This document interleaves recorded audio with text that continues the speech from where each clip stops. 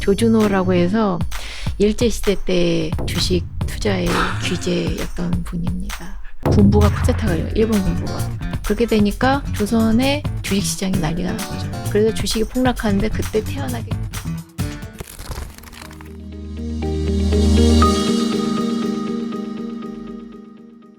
사실 줍줍을에서 가장 유명했던 사람은 그 주식의 왕 조준호입니다만. 줍줍? 조준호라고 해서 일제시대 때 주식 투자의 귀재였던 분입니다. 일제시대 때 주식 투자의 귀재? 예. 당시에 그 거래소 취인소가 있었을 때인가요? 주식 취인소죠. 그분은 미드도 하고 주식도 했습니다. 쌀 선물도 하고 주식도 하고. 예. 이분도 대단한 분인데 이 사람은 엘리트예요, 집안이. 그래서 그 당시에 영국 그 유학도 갔다 오고 그래서 이제 취인소를 엽니다. 그래서 이제 주식을 시작을 하죠. 주식장이 열리는데 이 주식장이라는 게 결국 시장에 대한 투자잖아요. 네. 그렇기 때문에 사실 그러면 대부분 사람들이 손님들은 일본인이었긴 했습니다만 네. 조선 사람도 있었습니다. 그걸 제가 확실히 알 수 있는 건 한국말로 된 조선일보나 그런 옛날 신문들에도 주식에 대한 현황이 계속 나오고 물론 지금의 주식 차트보다 훨씬 더 간소하게 이만큼 되기 작습니다만 그때도 시세라는 게 있었던 거죠. 그래서 주식의 왕 조준호는 그 미드 투자를 할 때 대부분 사람들은 미드를 투자할 때 잃었거든요. 왜냐하면 나중에 결국 이게 그 쌀이 그 전략 물자가 되면서 네. 그 봉쇄가 되면서 하는데 문제는 주식은 전쟁이 되면 호황이 돼요. 잠시만요. 전쟁이 터지면 호황이 됐습니다. 주식 시장이 호황이었다고요? 예. 조선 시대에? 예. 조선 시대는 이제 그 일제 시대에 가깝겠죠. 네네네. 그 일본이 이제 그 러시아나 이제 중국에 성무전 포고를 하게 되면서 그렇게 되니까 이제 그 군수물자라든가 그런 거에 투자가 벌어지면서 그쪽 주식이 오르는 거예요. 그러니까 조선 사람들이 열광하면서 주식 투자하는 사람들이 전쟁을 벌이자. 돈을 벌 수 있다. 그렇게 주장하는 거예요. 그 사실 비슷한 역사 미국에서도 있었잖아요. 예. 그죠. 뭐 1차 대전 이후, 2차 대전 이후에 군수물자 투자 많이 되고 그쵸. 뭔가 좀 공업이 굉장히 활성화되고 하면서 붐이 일었던. 그렇죠. 아, 그게 우리나라에서도 일제시대 때 그랬구나. 저도 굉장히 놀랐어요. 조선시대 때 그렇게 사람들이 주식 투자에 눈이 뒤집어있으니 저도 사료를 보면서 깜짝 놀랐습니다. 잠깐만요. 생각해보니까 지금도 비슷한데. 우리나라에서 그 방위 산업체제. 기존에는 내수용 군수물자만 만들던 회사들이 이제는 홀란드네 어디네 막 유럽으로 호주로 어디로 이제 수출이 늘어나고 있고 지금 관련주들이 막 굉장히 강세를 보이고 있고. 아, 역사는 돌고 도는 거예요. 소름 끼쳤어 지금. 예. 당시에도. 그런데 이제 그 문제는 그 전쟁을 하는데 그 아까 얘기한 조준호 같은 경우에는 그 당시 일본의 수상이 일본 총리가 암살당한 일이 벌어집니다. 이노가미라고 해서. 네. 그렇게 되고 군부가 쿠데타가 해요. 일본 군부가. 그렇게 되니까 조선의 그 주식시장이 난리가 난 거죠. 잠깐만요. 일본의 정세가 위험해졌는데 조선의 주식시장이 막 폭락을 합니까? 예. 좋은 게 아니라? 예. 왜냐하면은 그 당시 조선은 일본의 식민지잖아요. 네. 일본이 혼란에 빠지면 조선도 마찬가지가 될 거고 사람들이 뭔가 큰일이 생기나 보다. 난리가 났고 우리 그냥 총리가 갑자기 대낮에 살해당했는데 그럼 우리 지금처럼 인터넷에 보면 총리가 이상한 사람한테 죽었다. 우리는 금방 인터넷에서 들을 수 있잖아요. 이것으로 일본이 어떻게 움직이지 큰일이겠지만 그걸 알 수 있지만 그때는 한마디로 뭐 왕이 뭐 살해당했다. 뭐 그러니까 나라가 정치적 불확실성이 커졌다. 네. 약간 그렇게 이런 느낌으로. 생각해. 그리고 앞뒤 손자 그냥 전보 일본 총리 암살 그거 하나만 딱 날아오던 그러니까 혼란스러운 전보시던 거죠. 거구나. 예. 그래서 주식이 폭락하는데 그때 태어나게 줍줍한 사람이 조준호예요. 야, 그러니까 요즘이랑 왜 이렇게 비슷하지? 그렇죠. 그러니까 요즘에도 속보 한 줄 떴을 때 굉장히 요즘에 이제 빠르게 그 정보들이 넘어오니까 그렇죠. 그러니까 일반인들은 이게 호재인지 악재인지 판단이 안 되고 그렇죠. 되게 불확실성이 있을 때 막 시장이 요동을 치는데 한 2년 전 때도 무슨 김정은 사망설 이거 CNN에서 오보 터뜨리면서 그때 시장도 막 충격을 받았었거든요. 그렇죠. 근데 그때 태어나게 줍줍한 사람이 있는 줍줍을 거죠. 하는 사람들이 있다. 그렇죠. 조선 시대에는 그게 조준호였고. 예. 그 조준호라는 분은 그래서 얘기했잖아요. 주식 왕이 됐고 그 다음에 또 제가 일제시대 때 그 신문을 보다 보면 되게 재미있는 게, 그러니까 전쟁이 점점점 심해지고 그다음에 일본의 폐색이 짙어지잖아요. 네. 그러니까 이제 여러 가지 계속 경제적으로 통제가 들어가요. 그러니까 사람들이 신문에 대해 물어보는 거예요. 어디다 투자를 할까요? 누구한테 물어봐요? 그 신문에 문의를 하는 거예요. 그러니까 요즘에 와이스트리트 많이 찾아보듯이. 예. 경제가 이제 전쟁은 좀 더 심해지고 무슨 안 좋은 소문 듣고 사실 또 전쟁에 우리가 지금 후대의 사람이니까 일본 망하지라는 거 알고 있지만 네. 그 당시에는 가짜 뉴스나 이제 그 프로파간다니 이거저거 뒤섞여서 아니다. 일본이 이기고 있다. 일본이 뭐 미국으로 진출하고 있다라는 그런 헛소문부터 시작해서 아니다. 일본 지금 당장 망하고 있다는 소문까지 온갖 소문 뒤섞여서 뭐가 진짜인지 가짜인지 모르는 상황인 거예요. 네. 그런데도 사람들은 모르요. 어디다 투자하면 돈 벌 수 있을까요? 저는 정말로 놀랐어요. 이 전쟁 시대는 보통 일제시대 때는 그냥 사람들 그냥 저는 강제징용만 생각하고 뭐 그런 거다 생각하는데 어려운 시절만 생각했는데 그때도 물어보는 거예요. 어떻게 하면 그 속에서도 돈을 벌 수 있을지, 돈의 흐름이 어디로 가는지. 예. 그렇게 물어보니까 거기에 신문에 대한 답변이 정말 기가 막혔던 게 정말 한국말이 이렇게 쓸 수 있다는 거였어요. 그러니까 지금 주식 투자를 하지 말라고 하지 않을 수는 없겠지만 그렇다고 하라고 한다면 그게 위험이 있을 수 있으므로 그러므로 안 하라고도 하지 않을 수 없고 하라고도 할 수 없는 그런 상황입니다라는 이야기를 정말로 유일하게 표현해서 제가 보면서 이건 하라는 것도 말라는 것도 아닌데 결국 했으면 좋겠다는 뜻을 은근히 미치고 있구나. 우리도 좀 써먹어야겠다. 요즘 시장이 좋습니까? 투자를 해야 됩니까? 이럴 때 이제 써먹어야겠네. 네. 그렇게 되는데 그래서 이게 조준호 같은 경우에는 그래서 계속 그 오보라든가 그런 것 때문에 주식시장이 출렁하면은 그래서 사람들은 당연히 그렇게 해서 잘못된 소식 때문에 내 거 팔았다 돌려달라라고 그때 쓴 사람도 나와요. 그러면 이제 그때 조준호가 쓴 말이 그때 그 오사카하고 이제 인천하고 연결한 전화선이 어떻게 잠깐 불통이 됐거든요. 그 불통 때문에 또 패닉 벌여서 팔았던 사람들이 있는 거예요. 그러니까 그 소식이 잘못돼서 오보가 나서 그렇게 됐지만 어쩔 수 없다. 못 돌려준다. 이게 바로 거래다. 예. 그런 셈이죠. 거의 뭐 한국의 로스차일드인데요. 이 정도 되면. 그 정도죠. 그래서 그분은 또 이제 대단했던 게 그 다음에 그러니까 일본이 패망하기 이틀인가 사흘 전에 주식시장 아예 닫아버렸어요. 그 다음에 어떻게 됐겠어요? 자. 망했나요? 예, 아니, 잘 살았습니다. 그러니까, 자, 이제 일본이 망했습니다. 네. 사람들은 이미 생각도 못 했죠. 그리고 그 당시 우리나라가 일본의 점령이 36년이 지났잖아요. 네. 그렇기 때문에 많은 일본 사람들은 조선에서 태어나고 자랐어요.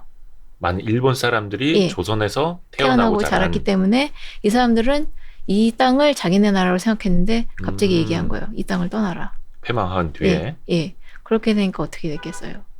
뭐 막 던지고 가나요? 예, 던지고 갑니다. 주식도? 예, 주식도, 그 다음에 재산도. 헐값에 처리, 왜냐하면 자기가 가진 돈이 전부 한국 돈이잖아요. 일본에 가면 일본 돈이 필요해요. 그때 나온 것이 불법 환치기. 환치기가 있었어요? 예.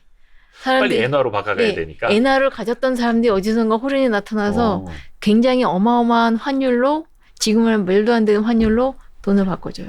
당시 조선의 부자들이? 예. 일본 사람들한테. 대박이네. 제가 정말로 놀랐어요. 그 당시에 그 많은 엔화를 가지고 있었던 거 놀랐고, 그 전쟁 끝난 그 와중에 돈을 밖으로 나왔다는 것도 대단하고. 당시에는 엔화를 갖고 있었던 게 우리가 일제 치하였으니까 기축통화라고 생각을 했었겠네요. 예. 그렇다고 일단 부자였을 테고, 그 다음에 일본 사람들이 전쟁 때를 비축해서 가지고 있던 물건들을 다 팔고 가기 때문에 전쟁 끝나자 갑자기 물자가 풍족해졌다는 이야기가 있어요. 그리고 또 하나, 그 일본 사람들이 주식만 가지고 있었던 게 아니죠. 집, 그리고 공장. 집과 공장. 그런 걸 다 줍줍. 저도 그 얘기 들은 것 같아요. 이게 옛날에 뭐 어르신들 얘기 들어보면은 일제 놈들이 놓고 간 공장들 누가 이제 줍줍해서 그걸 엄청난 부를 일궜다 막 이런 사람들이 있었잖아요. 많습니다. 제가 기업 얘기는 안 하겠지만 그 유명한 우리가 아는 많은 기업들의 뿌리가 거기서부터 시작합니다. L자로 시작하는 그 기업 말씀 안 하시려고. 예. 아니 거기 말고도 많아요. 그리고 아까 얘기했던 조준현 씨는 뭘 세웠냐? 그 가진 돈으로 벽돌 공장을 세웁니다. 진짜 필요했던 산업이나 당시에. 그렇죠. 그 다음에는 호텔을 세웠어요. 그게 명동 사보이 호텔입니다. 지금도 있죠. 지금도 후손들이 운영하고 있으십니다. 대단하신 분들인데 그 정도의 사실은 좀 기본적인 자산도 있었어야 됐지만 그 정도의 배포도 있어야 되는 거고 용기와 그 다음에 정보력 그리고 타이밍 타이밍. 그리고 제일 중요한 거 행운. 행운. 왜냐하면 무수한 사람들이 그렇게 했지만 성공한 사람만 살아남았지 사실 그렇게 해서 도전에다가 전 실패한 사람들을 굉장히 많이 봤거든요. 그러니까 배팅했다가 안 된 사람들도 있고 이 사람들은 살아남아서 또 끝까지 부자가 된 사람들이고 지금 상황하고 너무 많이 이제 계속 저는 오버랩을 하면서 보는 거예요. 그러니까 지금이 이게 글로벌 다시 금융위기로 가느냐 또 이제 경제 상황이 많이 어려워지고 주식이라든지 코인이라든지 부동산도 많이 떨어져 있는 상황이어서 이거를 조선시대랑 다시 빗대서 보면 용기 있는 자가 살아남을 수 있고 자산을 잘 지켜야 되고 거기에 큰 운도 좀 따라줘야 되는 거고 사실 저도 희망을 갖고 싶은데 이 책을 쓰다 보니까 점점 기운이 없어지는 거예요. 그러니까 결국 운이다. 그러니까 운이지만 또 하나 중요한 건 성실함. 성실함. 갑자기 부자가 될 수는 없어요. 계속 노력하고 준비하고 있다가 그러다가 행운이 오면 딱 거머쥐는 것이지 갑자기 나 오늘 갑자기 부자가 될 거야라고 해서 갑자기 배팅해서 될 리가 없는 거예요. 굉장히 철저한 준비와 노력과 그리고 많이 알아야지.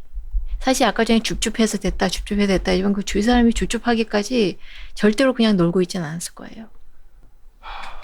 이 뒤에 보면요.